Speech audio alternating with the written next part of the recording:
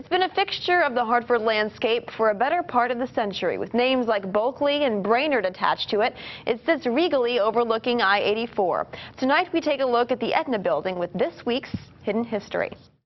Aetna's always had its roots in Hartford. It started out in Hartford, Connecticut in the downtown area in a little one-room and a multi-tenant building. Then it moved to the 151 Farmington Avenue complex in 1931. Morgan Brainerd was our chairman, and he was the one that undertook the project and initiating it, which included land acquisition as early as 1921.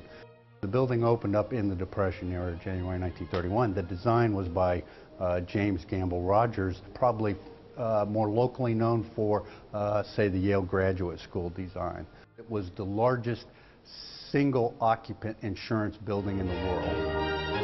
It incorporated a lot of the conveniences of life. There was a large cafeteria. There was actual butchering of meat on site and a lot of baking that was done from scratch. And so that kind of required different skill sets and a much more extensive cafeteria than you might have today. Where they had a bowling alley incorporated in, but originally the outside had tennis courts. We're actually within the auditorium. When it originally was open, they would have plays here in the evening, and there was actually a ticket booth that's still intact.